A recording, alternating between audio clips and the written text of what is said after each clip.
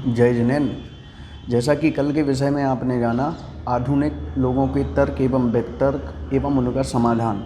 इसी प्रकार आज हम एक नए विषय को लेकर आए हैं। एमसी में संत को भोजन देने से आपको क्या हानि हो सकती है, क्या दोष लग सकते हैं। इसी प्रकार आप हमारे साथ जुड़े रहें और यदि आपने हमारे चैनल को सब्सक्राइब नहीं किया है तो अभी सब्सक्राइब करें और जुड़ जाएं हमारे साथ एवं बेल आइकन भी अवश्य दबाएं और वीडियो पसंद आए तो लाइक अवश्य करें एवं शेयर भी करें।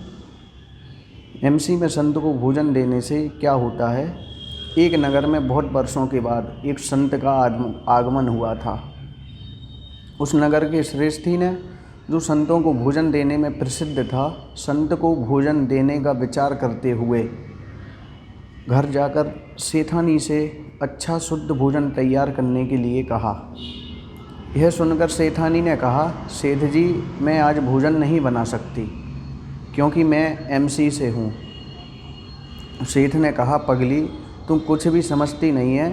कितने वर्षों के बाद तो अपने नगर में संत आए हैं और अपना घर संत को भोजन के लिए हमेशा खुला ही रहता है। यदि अपने घर में आज संत का भोजन नहीं हुआ तो संत को भोजन के लिए नहीं बुलाया तो लोग क्या कहेंगे। तुम तो जल्दी अच्छा भोजन तैयार करो, मैं संत के पास जाता हूँ।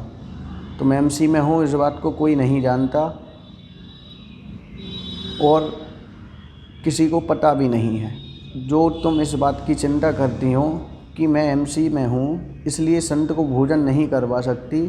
सेठानी धर्मात्मा, पाप भीरु और दुर्गति के दुखों से परिचित थी।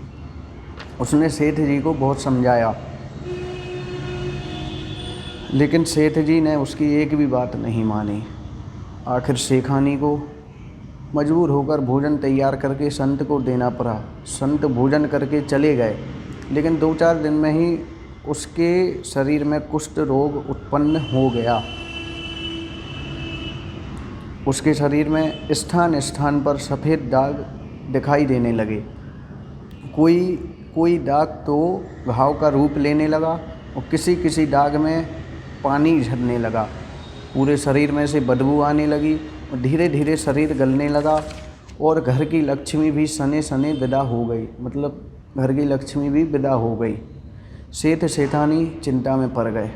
वे बार बार सोचने लगे, हमने ऐसा कौन सा पाप कर दिया जिससे फल में पहले तो इतनी निंदनीय दुखदायी बीमारी कभी नहीं हुई थी और ऊपर से धन संपत्ति भी समाप्त होती जा रही है। एक दिन सेठानी को अचानक संत को भोजन देने वाली बात याद आई। उसने सेठ जी से कहा, आपने मुझे एमसी के समय में जबरन संत को भोजन दिलवाया था, उसका ही यह दुष्फल होना चाहिए।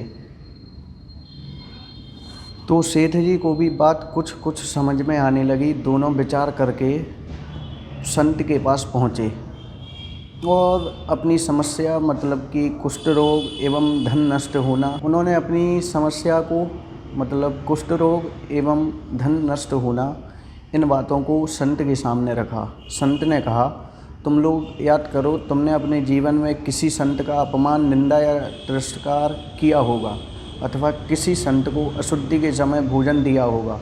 इसके अलावा और कोई ऐसा पाप नहीं हो सकता जिसके फल में कुष्ठ रोग हो। संत की बात सुनकर सेठ और सेठानी ने अपनी गलती को स्वीकार करते हुए संत से प्रायश्चित के लिए निवेदन किया। संत ने उनको प्रायश्चित देकर शुद्ध किया। आप भी सावधान रहें।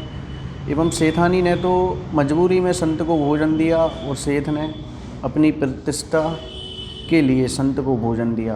उसका फल कुष्ठ की बीमारी और धन का नाश मिला। अतः आप भूल कर भी कभी ऐसा काम नहीं करें। यह बात हमें ध्यान देनी चाहिए।